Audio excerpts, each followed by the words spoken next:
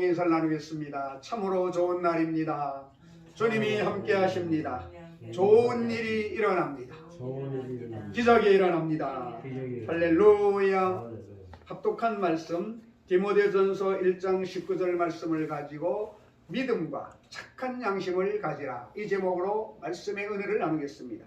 고대 그리스도의 철학자 피타고라스의 제자 한 사람이 어느 날 가게에 가서 신발을 한 컬레 사고 난 후 주인에게 돈은 내일 주겠습니다 하라고 말했습니다. 그런데 다음날 이 제자가 돈을 들고 찾아가니 주인이 죽어 있었습니다. 그는 신발을 공짜로 갖게 되었다고 속으로 좋아했습니다. 그러나 기쁨은 잠깐, 양심에 걸려 매일매일 고통 속에 보내야 했습니다. 그렇게 좋아 보이던 신발이 흉측한 가시 같았습니다. 결국 그는 돈을 들고 다른 사람이 주인이 된 가게를 찾아가 말했습니다. 세상 사람들에게는 그가 죽었지만 저에게는 살아 있었습니다. 또 프랑스의 철학자 루소는 다음과 같이 말했습니다. 양심, 신성한 본능이여 하늘의 소리여, 지성과 자유의 안내자, 선악에 대한 심판자, 인간 본능의 우수성과 도덕성의 근본, 그대가 존재하지 않으면 단지 교일 없는 모성과 원리 없는 이성의 도움을 빌려서 잘못만을 저지르는 특권을 느낄 뿐이며, 그때는 누구나 짐승일 따름이다. 링컨은 주위 사람들에게 양심을 가장 좋은 친구로 표현하곤 했습니다. 그는 대통령에 취임하고 나서 얼마 안 돼서 측근들에게 이렇게 말했습니다. 제가 임기를 마칠 즈음 만일 권력을 행사하는 자리에 앉아 있었다는 인상을 다른 사람들에게 강하게 남긴다면 나는 실패한 존재입니다. 나는 어떤 상황에서도 친구 한 명만은 결코 놓치지 않겠습니다. 그 친구는 제 마음속에서 바른 길로 인도해주는 고마운 존재입니다. 바로 양심이라는 친구입니다. 세 사람에게는 양심이라는 것이 있습니다. 양심은 우리가 어떤 나쁜 행동을 했을 때 느끼게 되는 마음의 고통이며, 그것은 사람이 개발한 것이 아니고 우리에게 선물로 주신 하나님의 사랑입니다. 따라서 양심은 우리가 나아가야 할 길을 바르게 제시해 줍니다. 그러나 양심이 죄에 가리워지게 되면 양심은 그 기능을 상실해 버립니다. 양심은 해시계와 같다고 말합니다. 해시계는 햇빛이 있어야 바른 시간을 가리킵니다. 우리의 양심도 마찬가지입니다. 우리의 양심은 성경 말씀이라는 밝은 빛을 받음으로 비로소 올바르게 작동할 수가 있습니다. 목적만 선하되면 수단이야 어떠하든 상관없다고 말하는 상황윤리가 판을 치고 있는 요즘, 우리는 더욱더 성경 말씀으로 무장되어 있어야 할 강한 필요성을 느끼게 되는 것입니다. 요즘 당신의 양심은 어떻습니까? 혹 상황에 따라 적당히 타협하고 계시지는 않는지요? 오늘 우리 사회는 흔들리고 있습니다. 양심의 마비 증세가 심각하게 나타나고 있는 것입니다. 요한복음 8장에 보면 서기관과 바리새인들이 예수님을 시험하기 위해 가늠하다가 현장에서 변자자를 잡아왔을 때 예수님은 너희 중에 죄 없는 자가 먼저 돌로 치라 하며 양심의 가책을 받아 어른으로 시작하여 젊은이들까지 하나씩 갔다고 말하고 있는데, 만약 오늘날 이런 일이 재현된다면 뻔뻔하게도 돌을 들어 칠 사람이 나을 것으로 추측되고 있는 것입니다. 예능계, 재능계의 부정, 입학사건 등 온갖 부정과 비리를 통해 우리 사회가 얼마나 비양심적인 사회가 되었는지를 절실히 느끼게 합니다. 무슨 짓을 해서든지 돈을 벌면 된다는 황금만능주의는 불륜을 미끼로 공갈 협박과 법정 고소 등을 통해서 수천만 원씩의 돈을 받아내는 패륜 범죄를 일상계 만들고 있는 것입니다. 심지어 의료계, 교육계, 예술계, 체육계, 사찰교회까지 쏟고 병든 모습은 우리들을 슬프게 만들고 있습니다. 왜 온 나라가 이 모양에만 합니까? 과연 치료의 방법은 무엇일까요? 양심은 하나님께서 보이지 않는 글씨로 우리 마음에 새겨주신 살아계신 하나님의 말씀이요, 신실하신 하나님의 뜻이요, 인간 영혼의 율법 전세인 것입니다. 하나님께서 인간을 창조하실 때 하나님이 무엇을 좋아하시고 하나님이 무엇을 싫어하시며 올바름과 그릇됨의 판단 기준을 마음에 새겨주신 것입니다. 문제는 이 시대의 많은 사람들의 양심이 배금주의 사상과 쾌락주의, 무사안일주의의 포로가 되어 심각하게 병들었다는 사실입니다. 거짓말을 하고도 조금도 양심의 가책을 느끼지 않는 화인맞은 양심의 소유자가 너무나 많다는 것입니다. 이 양심을 생동하는 깨끗한 양심으로 살려내야 하는 것입니다. 이 시대적 사명이 우리 한국교회에 있음을 알아야 되는 것입니다. 그러면 어떻게 이 양심을 살려낼 수가 있을까요? 그리스도 예수의 복음이 치료에 숨겨진 비밀임을 알아야 되는 것입니다. 만일 양심의 회복을 빼놓은 복음이 있다면 이것은 반기독교적인 이원론일 것입니다. 왜냐하면 예수 그리스도의 피는 우리의 양심을 죽은 행실에서 깨끗하게 하고 살아계신 하나님을 섬기게 하기 때문인 것입니다. 믿음으로 구원받는다는 진리만을 강조해서 믿음과 착한 양심을 가지라 어떤 이들이 이 양심을 버렸고 그 믿음에 관하여는 파선하였느니라. 이것을 인하여 나도 하나님과 사람을 대하여 항상 양심의 거리낌이 없기를 힘쓰노라는 등의 말씀을 율법주의로 몰아세워서는 안 되는 것입니다.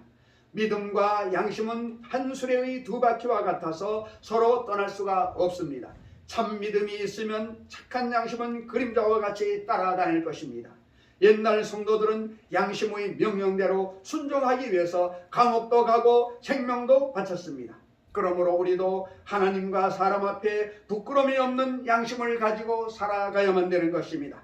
선한 양심을 통해서만 성경의 감추어진 비밀과 성령님의 세미한 음성이 우리에게 전달되는 것입니다. 이 양심이 회복될 때 인간의 도덕성과 성도의 영성이 회복되게 되는 것입니다. 모든 사람이 그리스도께 나와서 그 앞에 회개하여 보혈로서 더러워진 양심을 씻어내야만 하는 것입니다. 이렇게 해야 양심의 소리를 언제나 분명히 듣게 되는 것입니다. 믿음과 착한 양심을 갖고 살아가는 우리 모두가 되시기를 주님의 이름으로 축원을 드립니다. 우리가 선한 양심을 가질 때 어떤 일이 생겨날까요? 실추된 지도자의 권위가 회복됨으로써 모든 이웃으로부터 존경을 받고 사랑을 받게 될 것입니다. 한국 교회의 성장의 하향 곡선이 상승 곡선으로 변화될 것입니다. 교회의 사명은 성교, 교육, 봉사의 사역이 회복됨으로써 세상의 빛을 발하게 될 것입니다. 특별히 한국 교회의 신앙 양심이 깨끗하게 회복되면 이웃을 내 몸과 같이 사랑하는 사랑 실천 운동이 더욱 확산될 것입니다. 미국 로스앤젤레스 할리우드에 있는 세계 교회는 불황과 전과자, 미혼모, 술, 마약 중독자 등 희망을 잃은 인생들을 돕고 있는 것입니다. 우리나라에서도 깨끗한 신앙심이 살아있는 교회들은 무위탁 노인과 소년소녀 가장을 섬기며 지역사회와 세상을 향해서 이웃사랑의 향기를 나타내고 있는 것입니다. 또한 사할린동포를 영구 귀국시켜 편히 살 수 있도록 사랑의 집을 운영하는 교회도 있으며 백혈병 환자의 치료를 위한 골수기증 운동의 일환으로 골수은행을 운영하는 교회도 있고 장애인들을 도우며 불우한 이웃들을 내 가족처럼 헌신적으로 돌봐주는 교회도 있는 것입니다. 성경은 말씀하고 있습니다. 하나님을 섬기는 그 믿음 안에서 주님의 사랑을 전파하라는 것입니다. 주님은 말씀합니다. 내가 너희를 사랑함으로 내 사랑하는 독자를 주었다고 말씀하고 있습니다. 왜 하나님께서 그 하나밖에 없는 예수 그리스도를 이 땅에 보내셨을까요? 온전한 하나님이 사람의 몸을 입고 이 땅에 보내셔서 그를 믿는 자마다 지옥불에 갈 사람을 건져내어서 천국 백성이 되게 만들어 주시는 것입니다. 그러므로 성경은 말씀합니다. 예수 그리스도는 길이요 진리요 생명이라고 말하고 있습니다. 온 세계의 종교는 너무나 많습니다. 철학도 많습니다. 윤리도덕도 있습니다. 그러나 어느 것 하나 구원을 주는 것은 없는 것입니다. 오직 구원의 길은 예수 그리스도밖에 없습니다. 성경은 말하기를 천하 만민에게 구원 얻을 다른 이름을 주신 적이 없다라고 말씀하고 있는 것입니다. 사람들은 혼돈 속에 살아가고 있습니다. 무엇이 진리인지 모르는 것입니다. 그들은 세상에서 보이는 것을 쫓아갑니다. 있는 것을 더 갖고 싶어합니다. 육체의 쾌락을 쫓아가고 있습니다. 그것을 성경은 말하고 있습니다. 사람들은 심은 대로 걷는다는 것입니다. 농부가 씨를 심을 때 가을의 추수를 바라보고 심는 것과 같이 사람은 행한 대로 갚는다고 말하고 있습니다. 성경은 말합니다. 너희가 심은 대로 갚는 것은 모든 사람은 성경은 말합니다. 한 번 나서 죽는 것은 정한 것이요 죽고 나면 심판이 있으리니 그 심판은 예수님이 이 땅에 오시는 날을 말하는데 주님이 오시는 날을 지구의 종말, 우주적 종말이라고 말합니다. 제가 늘 말씀드리는데 종말은 두 가지가 있습니다. 개인적 종말은 언제 주님이 우리만인 개인은 가야 되는 것입니다.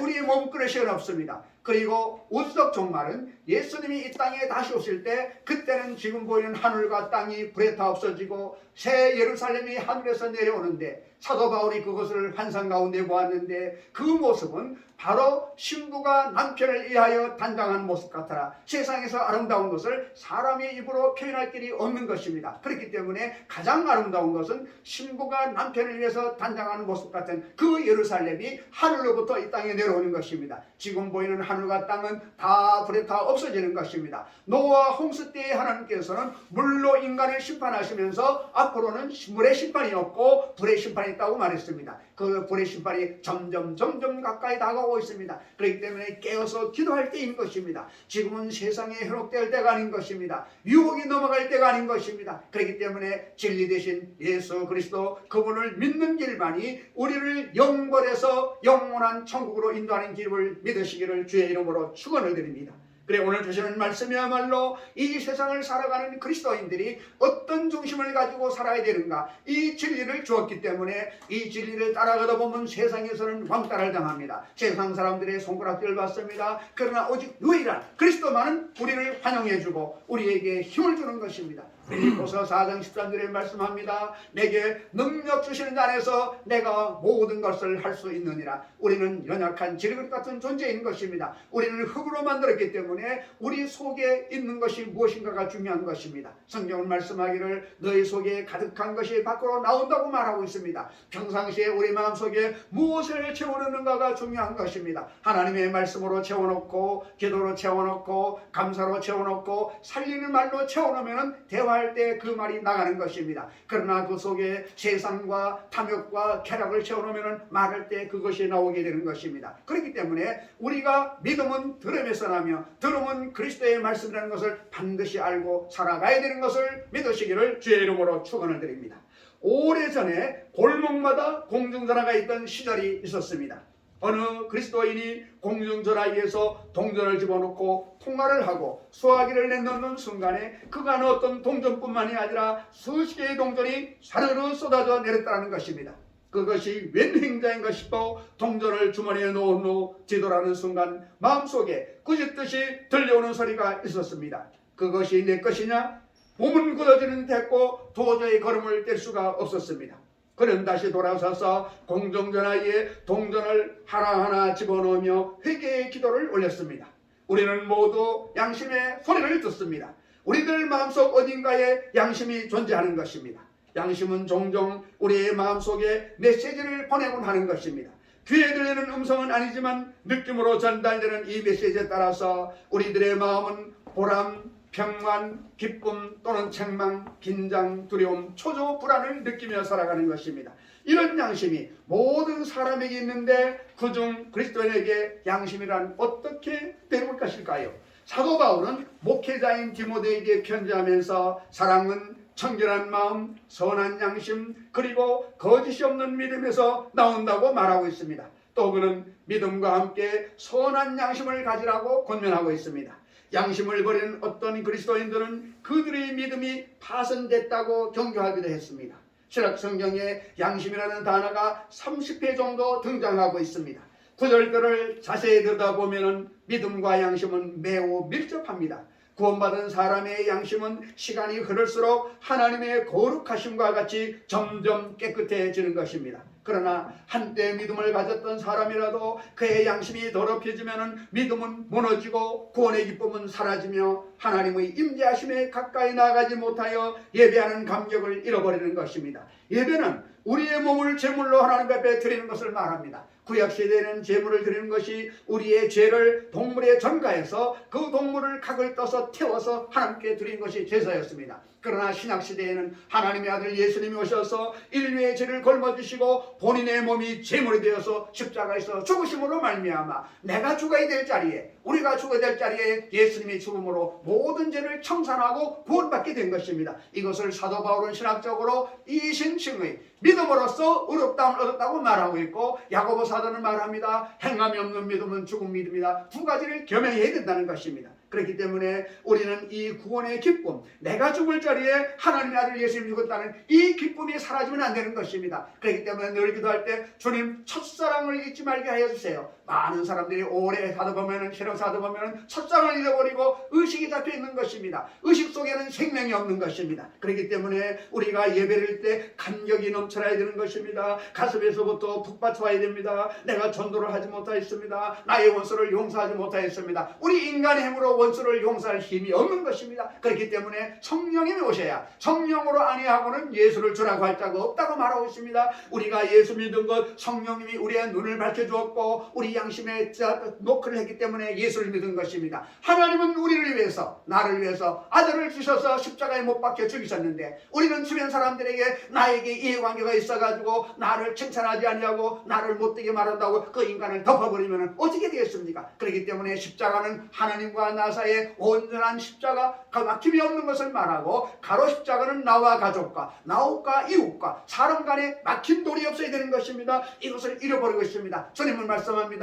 너희가 하나님 전에 감사의 예물을 드릴 때에 너희 마음속에 거리낌이 있거든 돌아가서 예물을 두고 돌아가서 그 형제에게 화해하고 돌아와서 예물 드리는 것입니다. 그런 속에 누구를 미워하고 용서하지 못하면서 예물 드리는 것 받지 않는다는 것입니다. 우리가 말씀을 들으면서 이 말씀이 내 속에 들어와서 나의 육의 영의 양식이 되어야 되는 것입니다. 우리가 음식을 먹으면 건강해지는 것입니다. 그렇듯이 하나님의 말씀을 읽고 이 말씀에 내 속에 들어와서 나의 구습을 끊지 못하고 나의 모든 옛날 모습이 있다고 하는 것은 내가 온전한 하나님의 사람이 아니라는 것입니다. 그렇기 때문에 예배가 드리기 고마워야 되고 예배가 기다려야 되는 것입니다. 그런데 요즘 사람들은 코로나로 인해서 비대면 예배를 드리기 때문에 그들은 집에서 평안하게 예배드리기도 하고 예배를 자기의 뜻대로 하는 것입니다. 그것은 예배가 아닌 것입니다. 자기가 하나의 즐기는 형태에 불과한 것입니다. 예배는 생명을 걸고 드리는 것입니다. 그렇기 때문에 예수님이 길이요 진리요 생명이라고 말하고 있는 것입니다. 그렇기 때문에 육의 사람은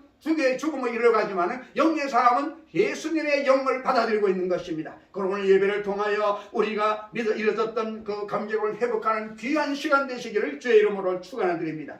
생각에는 혼란이 오고 분별력은 흐려지며 삶의 목적을 잃어버린 채 어두운 토널 속에 있는 것처럼 방황하는 것이 바로 예배의 감격을 잃어버린 사람의 모습인 것입니다. 심한 경우에 양심이 화인맞은 것과 같아서 회개하기 전보다 더 악한 세력이 사람이 되기도 하는 것입니다. 양심이란 집의 울타리와 같습니다. 울타리가 무너진 집에는 도둑이 들어오기 쉽고 그 집에 사는 사람들은 항상 돌아갈 수밖에 없으며 결코 편히 살지 못하는 것입니다. 믿지 않는 사람들 중에 양심으로 사는 사람들이 적지 않습니다. 때로는 그들의 양심적인 행동은 사회적 기감이 되기도 하고 존경을 받기도 하는 것입니다. 그렇다면 존귀하고 거룩하신 하나님께로부터 구원과 은총을 입어 사는 그리스도인들이 그들의 양심보다 못하면 안 되는 것입니다. 오히려 그들에 앞서서 우리는 그들이 우리를 바라보면서 감동을 느끼는 삶을 살아가야 되는 것입니다. 좋을 때만 하는 것이 아니라 삶 전체에서 어디에 있든지 우리는 주님의 향기를 날리며 살아가야 되는 것입니다.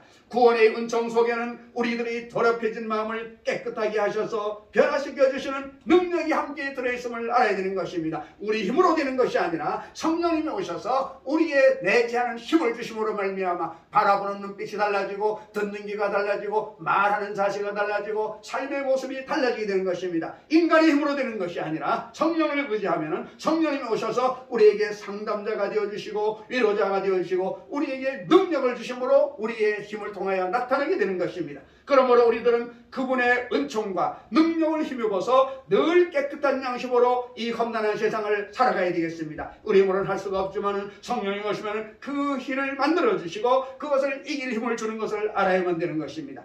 믿음과 착한 양심을 가지라. 착한 양심으로 사는 것은 그리스도인에게 마땅하고 하나님을 기쁘게 시게 하는 것입니다. 뿐만 아니라 하나님을 알지 못하는 사람들은 우리들이 선한 양심에 따라 행동하는 것을 지켜보면서 하나님이 과연 살아계시다는 증거를 보게 될 것입니다. 그렇기 때문에 전도는 입술로 하는 전도도 있지만 삶의 모습으로 전도하는 것이 가장 큰 전도가 되는 것입니다. 그리스도의 구원을 따라 우리의 양심까지 새롭게 하시는 하나님의 은혜가 늘 우리들 삶 가운데 함께 하시기를 주 예수 그리스도의 이름으로 축원을 드립니다.